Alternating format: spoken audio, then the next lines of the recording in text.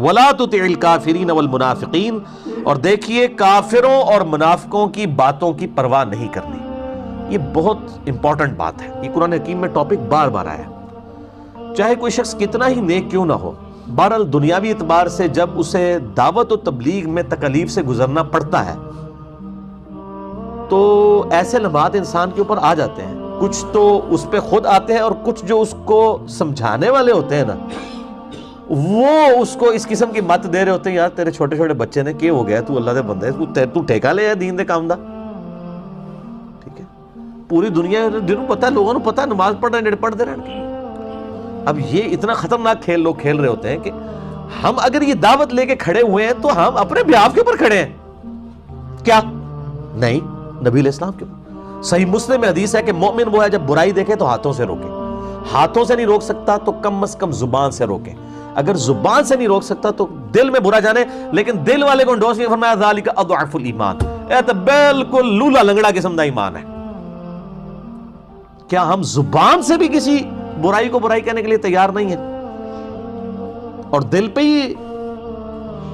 بھی زیادہ عرصہ برائی نہیں رہتی ہے. یہ حقیقت بات ہے. جب زبان سے آپ اظہار نہیں کرتے تو آہستہ آہستہ آپ اس سسٹم کا حصہ بن جاتے ہیں. زبان سے کم از کم بات کرنی ہے، گونگا شیطان نہیں بننا. اسلام تو کہتا ہے ہاتھ سے بھی روکنا ہے برائی کو. کتنے پرسنٹ لوگ روکتے ہیں؟ الٹا جو بیچارہ زبان کے ساتھ لوگوں کو ہدایت کی طرف بلاتا ہے اور بتاتا ہے کہ یار یہ آپ کے ساتھ آپ کے بزرگوں نے ہاتھ کیا ہے، یہ آپ کو غلط دین بتا کے گئے ہیں، دین اصل میں یہ ہے کتاب و سنت میں، اس کو لوگ آگے سمجھا رہے ہوتے ہیں یار تو اللہ دے بندے ایڈا وڈا رسک لے رہے ہیں، لوگ تیرے خلاف ہو جائیں گے. تو یار یہ بات تو آپ نبی علیہ السلام کو اصل میں سمجھا رہے ہیں کہ بھی نبی صلی اللہ علیہ وسلم نے کیوں یہ باتیں کی ہیں جس کی وجہ سے لوگوں نے یہ بات پہنچانی ہے لوگوں تک. ظاہر ہے الحق مر، عربی میں محاورہ ہے، حق کڑوا ہی ہوتا ہے.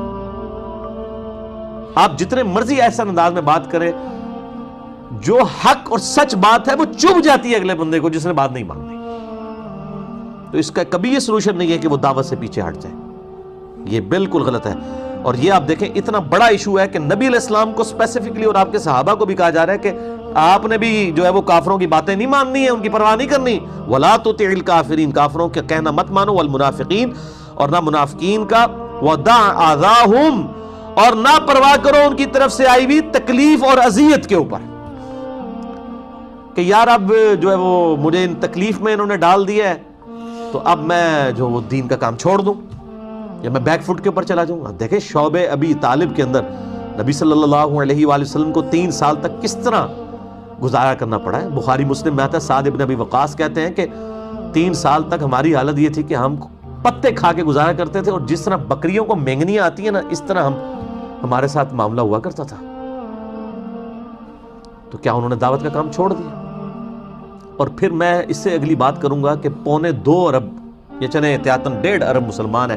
1.5 ارب مسلمانوں میں ایک مسلمان نے بھی ایسا نہیں ہونا کہ جو نر بن کے صحیح طریقے سے بات کرے اور کھڑا ہو جائے مخالفت کے لیے ان باطل لوگوں کی کہ جنہوں نے دین کا جنازہ نکالا ہوا ہے،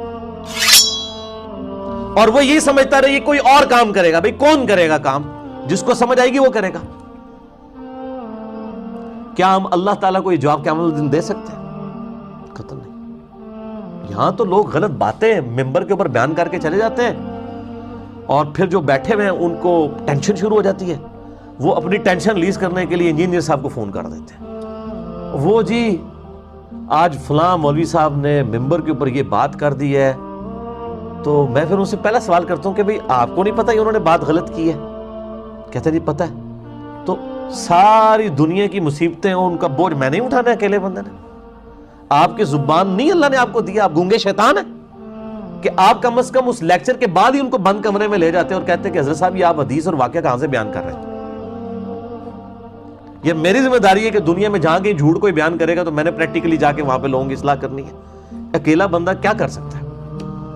ہر بندہ جو جہاں پر ہے وہ ذمہ دار ہے. کنتم خیر امۃ اخرجت للناس تأمرون بالمعروف وتنہون عن المنکر وتؤمنون باللہ. تم بہترین امت ہے ہی اس لیے ہو.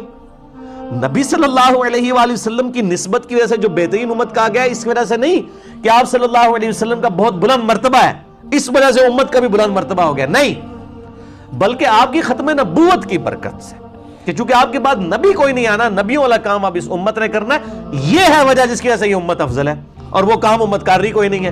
امت کہہ رہی ہے یا اللہ جو کچھ بھی ہے تیرے محبوب کی امت سے ہے، چور ہیں، ٹھگ ہیں، فراڈی ہیں، بے نمازی ہیں، حرام خور ہیں، سانو انجی قبول کر، جو کچھ بھی ہے تیرے محبوب کی امت سے۔ امت نے یہ سمجھ لیا ہے، یہ رزلٹ نکالا ہے امت نے۔ حالانکہ امت کو بتائیں کہ یار امت کی افضلیت کس بنیاد کے اوپر تھی؟ نبی علیہ السلام کی نسبت کی وجہ سے نہیں تھی، آپ صلی اللہ علیہ وآلہ وسلم کی ختم نبوت کی وجہ سے جو کام ملا ہے اس امت کو، نبیوں والا کام، اس کی وجہ سے اس امت کی فضیلت ہے، اور وہ کوئی کرنے کے لیے تیار ہی نہیں ہے۔ تو وہ ساری ٹینشن مجھے ریلیز کرتے ہیں، تو میں ان کو کہتا ہوں میرے بھائی میں نے کیا کرنا ہے، میری 1 لاکھ فوٹو کاپیاں کرا لو پھر، تو جگہ جگہ بانٹ دو۔ نہیں، آپ جدھر ہیں غلطی دیکھتے ہیں احسن طریقے سے آپ ہائی لائٹ کریں۔ آپ کو ٹینشن ہوتی ہے، بجائے مجھے فون کر کے آپ خود اس کی اصلاح کرنے کی کوشش کریں، کم از کم اس سے پوچھ لیں۔ وَتَوَكَّلْ عَلَى اللَّهِ، اور توکل اللہ پر کیجئے، وَكَفَى بِاللَّهِ وَكِيلًا، اور اللہ آپ کے لیے کارساز کافی ہے۔ دیکھ لیں کیا ایک وہ حالت ہے کہ ایک شخص سیدنا ابو بکر الصدیق رضی اللہ تعالیٰ عنہ علیہ السلام کو لے کے آپ صلی اللہ علیہ وآلہ وسلم رات کے اندھیرے میں مکے سے نکلتے ہیں، اپنے بستر پر سیدنا مولا علی رضی اللہ تعالیٰ عنہ علیہ السلام کو لٹا کے جاتے ہیں کہ مانتے واپس کر کے آ جانا، اور راستے میں جاتے ہوئے جو ہے وہ آپ رضی اللہ تعالیٰ عنہ جو ہے وہ کیا سوچ رہے ہوں گے جب غار ثور کے اندر، جو سورہ توبہ میں بھی ذکر آتا ہے کہ جب تم دونوں غار میں تھے اور تم اپنے ساتھی سے کہتے تھے غم نہ کرو اللہ ہمارے ساتھ ہے، یعنی اس حالت میں جب آپ مکے سے نکل رہے ہیں، اور یہ یکم ہجری کا واقعہ، اور 8 ہجری میں 8 سال کے بعد آپ صلی اللہ علیہ وآلہ وسلم فاتح کی حیثیت سے وہاں پہ داخل ہو رہے ہیں، اور جب مکے سے نکل رہے ہیں سراقہ ابن جوشم، سراقہ ابن مالک جو مخبری کرنے کے لیے آیا، اس کا گھوڑا دھس گیا، واپس نہیں جا سکا۔ 2-3 بار ایسا ہوا اسے سمجھ آ گیا بھی اللہ کے پیغمبر ہے۔ سیدنا ابو بکر صدیق رضی اللہ تعالیٰ عنہ کو نبی علیہ السلام نے کہا سراقہ کو بشارت دے دو کہ میں اس کے ہاتھ میں کسرا کے کنگن دیکھ رہا ہوں، کسرا پرشین امپائر، اور وہ کسرا جو اس کا ہیڈ، اس کے کنگن دیکھ رہا ہوں۔ اس وقت تو سراقہ نے بھی سوچا ہوگا کہ اپنی جان بچا کے رات کے اندھیرے میں یہاں سے جا رہے ہیں اور مجھے کہہ رہے ہیں کہ پرشین امپائر گرے گی اور اس کے کنگن میرے ہاتھوں میں ہوں گے۔ اور پھر سیدنا عمر فاروق رضی اللہ تعالیٰ عنہ علیہ السلام کے دور میں وہ وقت آیا ہے، سیدنا عمر نے بلا کے پھر سراقہ کو وہ پورا کسرا کا لباس پہنایا، اور اس کے بعد کہا اتار دو، یہ مومنین کا مال ہے۔ انہوں نے سمجھا یہ مجھے گفٹ ہو گیا، انہوں نے کہا نہ، نبی علیہ السلام نے صرف کہا تھا دیکھا ہے، بس اتنا، اس سے زیادہ نہیں، یہ مومنین کے بیت المال میں ہے۔ تو رومن اور پرشین امپائر گر جائے گی کسی نے سوچا تھا؟ نہیں۔ تو نبی صلی اللہ علیہ وآلہ وسلم کو کہا جا رہا ہے اللہ پہ توکل کریں، اللہ تعالیٰ بہتر کارساز ہے۔